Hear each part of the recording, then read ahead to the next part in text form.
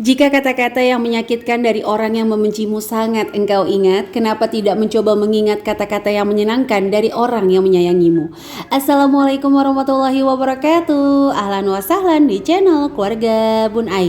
Keluarga yang bercita-cita selalu bersama sampai surga.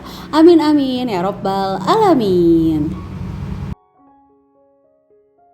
Kata-kata yang menyakitkan emang menjadi momok tersendiri ya, yang sulit dilupakan. Sayangnya, kadang-kadang kata yang menyakitkan jauh lebih mudah diingat ketimbang kata-kata yang bisa memotivasi diri sendiri. Ayo dong, kita mulai rubah. Dibanding mikirin dia yang gak suka sama kita, lebih baik kita memperbaiki diri, berfokus pada orang yang menyukai kita. Ya, balik lagi, seperti dua mata uang, dalam hidup ini kita tidak bisa disukai semua orang dan juga tidak bisa dibenci semua orang. Nah, kalau ngomongin benci sama suka, sama halnya kayak hutang dan menabung. Ada orang yang lebih nyaman dengan hutang karena menganggap kalau nggak hutang nggak akan punya. Ada orang yang bersabar untuk menabung. Sebenarnya dua-duanya sama-sama mengumpulkan, cuma ada perbedaan yang signifikan. Dimana kalau berhutang, kita itu akan membayar lebih, sementara menabung, kita itu harus bersabar karena barang yang kita inginkan bisa jadi harganya udah tinggi pas kita punya uang. Nah, ini dia nih yang kadang bikin galau. Apakah aku harus cicil dulu atau nabung dulu? Oke, untuk hari ini kita akan bahas kapan sih kita boleh berhutang atau bahkan harus berhutang. Mudah-mudahan video ini ada manfaat yang bisa diambil, dan jika teman-teman berkenan boleh bantu Bun Ai share ke seluruh sosial media yang teman-teman punya. Siapa tahu di luar sana banyak juga yang lagi galau, apakah saat ini aku udah harus berhutang atau saat ini harus nunggu dulu. Nah, mudah-mudahan terjawab dengan video Bun Ai ya. Nah, jadi setelah hari ini Bunda akan bikin lagi juga pembahasan strategi untuk melunasi hutang. Mudah-mudahan teman-teman yang baru bergabung gak ragu untuk tekan tombol subscribe dan menyalakan lonceng notifikasi sehingga gak ketinggalan kalau Bun Ai upload video terbaru. Sekali lagi mohon maaf kalau pencahayaannya nanti on off, karena ini jujur ring light Bun Ai itu udah patah banget, patah parah. Udah pesen sih di Shopee, cuman belum datang ya teman-teman. Oke, jadi lanjut aja. Ini Bun Ai supaya lebih mudah kita akan bikin kolom-kolom. Jadi antara penting dan gak penting, mendesak dan tidak mendesak. Nah, mudah-mudahan kalau di kolom-kolom kayak gini tuh udah gak bingung lagi ya teman-teman. Nah, jadi kita langsung masuk aja ya ke poin yang pertama, yaitu adalah penting dan mendesak. Nah, kalau dalam posisi ini teman-teman udah gak punya pilihan lagi kalau gak ada si dana darurat. Makanya tabungan itu berfungsi untuk membackup hal-hal yang kayak gini nih. Udah penting, sekarang gak bisa nunggu, mendesakkan sifatnya. Yaitu adalah ketika anak sakit yang pertama, yang kedua kelaparan. Jadi benar-benar gak punya uang untuk makan. Terus yang ketiga pendidikan inti. Maksudnya apa sih Bun Ai pendidikan inti? Adalah pendidikan yang memang kita udah cari yang paling terjangkau. Jangan mohon maaf kita nggak ada dana, terus kita tuh kayak naruh anak di pendidikannya yang menurut kita pribadi nggak terjangkau. Nah itu menurut Bun Ai bukan pendidikan inti. Jadi kalau pendidikan inti itu ya yang paling terjangkau dan memang paling wajib. Kalau TPQ gimana Bun Ai? Kalau TPA gimana Bun Ai? Kalau menurut pribadi Bun Ai sih wajib, tapi alangkah lebih baiknya kalau memang masih bisa di backup sama orang tua saat kondisinya nggak ada uang, kita bisa backup ya teman-teman. Bahkan jangan pernah jadikan anak mesin laundry kepada lembaga pendidikan yang dimana tadinya dia tuh nggak bisa apa-apa, kita berharap karena udah bayar tinggi, udah bayar mahal, anak-anaknya tuh tiba-tiba keluar dari sekolahan kinclong parah gitu ya tanpa adanya campur tangan orang tua. Itu jangan ya teman-teman. Bahkan kalau saran dari Bun Ai, hal-hal yang mendasar kalau bisa sih kita yang ngajarin, kayak Al-Fatihahnya, kayak syahadatnya, itu kalau bisa kita yang ngajarin supaya pahalanya itu sampai kepada kita. Amin. Masya Allah tabarakallah ya, Jumat berkah langsung kena kultum sama si Bun Ai. Oke, kita langsung masuk ke poin kedua, dimana nggak penting tapi mendesak. Nah ini contohnya kayak promo, flash sale, diskon. Nah kan kalau nggak dibeli sekarang sayang Bun Ai, kapan lagi ada misalnya handphone harga 1.000. Nah kalau handphone harganya 1.000 dan benar-benar terjadi sih nggak apa-apa. Bun Ai pribadi juga bakalan kayak beli kalau handphone harga 1.000 ya teman-teman. Nah, tapi kalau barang-barang yang cuma didiskon, mohon maaf banget 2.000, 3.000, udah deh tahan dulu aja. Apalagi kalau nggak butuh-butuh banget, selalu ingat ya, hal yang murah tidak dibutuhkan akan menjadi sampah, tapi hal yang mahal ketika kamu punya uang itu akan jadi murah. Jadi balik lagi, dibanding kita berfokus nih kalau menurut Bun Ai sama yang murah-murah terus, nggak ada salahnya kan kalau kita berfokus untuk meningkatkan value kita, meningkatkan nilai kita, penghasilan kita, seperti itu. Jadi ada yang kondisinya itu nggak penting sebenarnya tapi waktunya mendesak. Oke, kita masuk ke poin ketiga, yaitu adalah penting tapi tidak mendesak. Contoh nih, handphone ya kan, laptop, kendaraan. Kecuali ketiga barang tersebut dijadikan produktif. Misal mungkin yang konten kreator dengan adanya handphone baru jadi lebih up semangatnya, jadi lebih idenya muncul, pengambilan gambarnya jadi lebih oke. Tapi sekali lagi itu hanya penunjang. Jangan jadikan itu adalah inti di mana semangat kita berfokus pada hal itu. Jadi kadang-kadang utang itu memang memiliki sifat yang mendesak. Jadi kalau saran dari Bun Ai, benar-benar pikirin dulu deh apakah dengan adanya handphone ini benar-benar sih kita tambah produktif.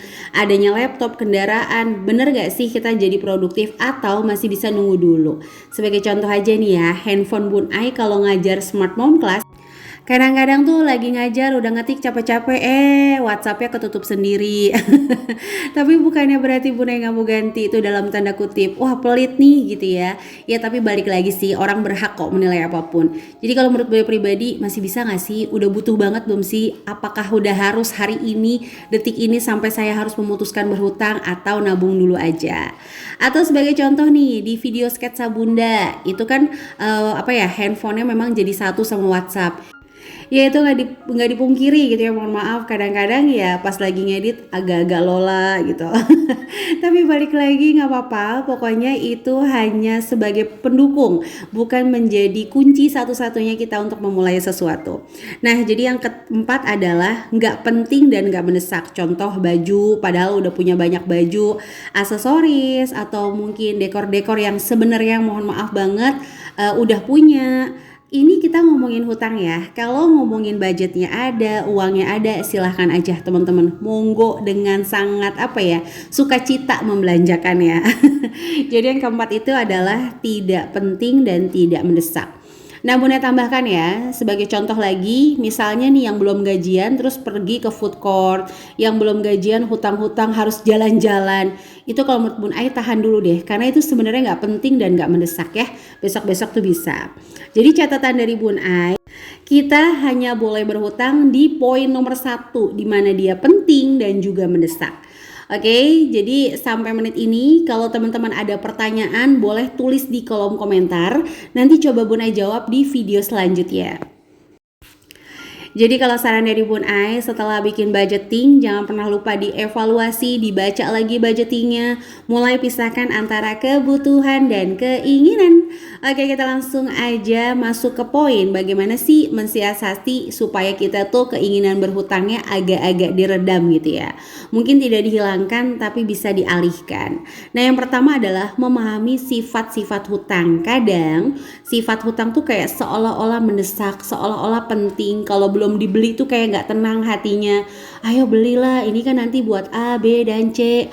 Kalau punya handphone baru nanti bikin channel A, B, C, D. Pas udah datang handphonenya masih aja bingung, gak ada idenya. Aduh bikin apa ya.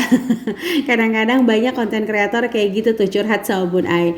Bun Ai pribadi juga kadang kehabisan ide sih, jujur aja.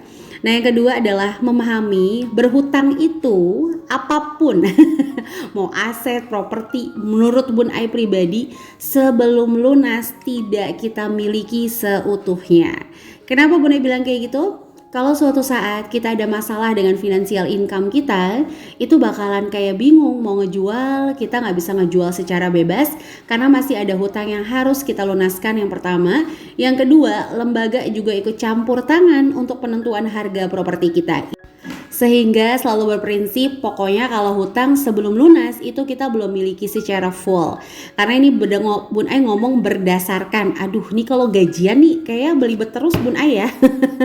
Ini Bun Ai berdasarkan pengalaman gitu. Jadi banyak banget teman-teman yang tiba-tiba nih income-nya macet, terus harus ngejual rumahnya tapi masih dalam kredit di bank.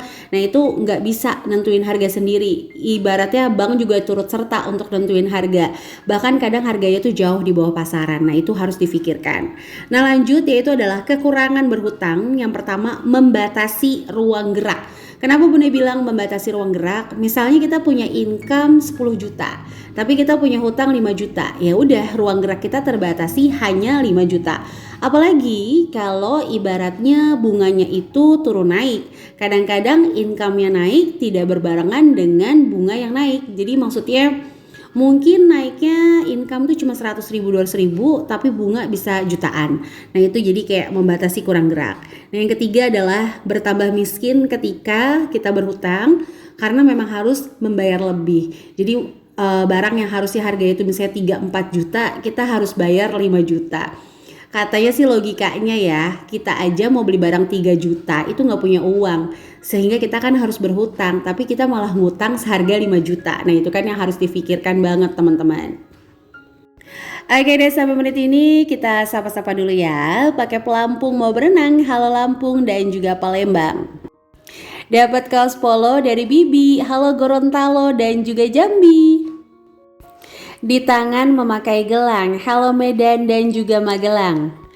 Adik Bobo di atas tangga. Halo Wonosobo dan Salatiga. Dan seluruh teman-teman yang senantiasa mendukung channel sederhana ini, like, komen positif, subscribe, terima kasih ya. Semoga channel ini ada sedikit inspirasi yang bisa diambil. Sekali lagi mohon maaf banget kalau banyak kata-kata yang salah. Karena apapun yang Bunda share untuk hari ini adalah pengalaman sebagai ibu rumah tangga. Mudah-mudahan teman-teman bisa menyikapi secara terbuka. Oke, di menit ini Bunda tutup dengan bagaimana cara kita untuk melatih berhenti berhutang. Yang pertama adalah melakukan shock mental untuk menunggu. Kenapa orang lebih memilih hutang dibanding nyicil? Karena kalau nyicil barangnya kelihatan dapat di depan. Sementara kalau berhutang barangnya tuh nanti ya, masih harus sabar. Belum lagi ada ujian di tengah jalan uangnya terpakai. Tapi kita harus tetap melatih shock mental kita. Yang kedua adalah mengingat dosa tentang hutang. Mohon maaf sekali nggak bermaksud menggurui, apalagi yang hutangnya itu riba. Jangan sampai kita terkena penyakit istighba di mana kita tuh kayak pengen cepet-cepet terlihat kaya atau terlihat ada. Yang terakhir adalah belajar berdamai dengan keadaan, jadi bersyukur dan bersabar. Kondisi terbaik itu kadang kita harus bersyukur dengan apa yang kita miliki hari ini dan bersabar dengan apa yang masih jadi impian kita. Ya kalau mau ngomongin sabar sama syukur tuh emang agak-agak susah ya teman-teman. Makanya kita harus selalu melatih diri kita sehingga nanti pada akhirnya kita tuh udah terbiasa kalau mau apa-apa nunggu dulu, sabar dulu kayak gitu. Nah jadi ini adalah konsep tentang hutang yang mudah-mudahan menjawab pertanyaan teman-teman di mana yang masih galau kapan kita boleh berhutang. Jadi silahkan disesuaikan sendiri apakah hari ini aku sudah boleh berhutang atau belum. Yang ada pertanyaan boleh tulis di kolom komentar. Oke, ini aja bisa Bunda sharing untuk hari ini. Sehat selalu ya. Sampai jumpa lagi di keluarga Bun Ai lainnya. Kurang lebih mohon maaf. Wassalamualaikum warahmatullahi wabarakatuh.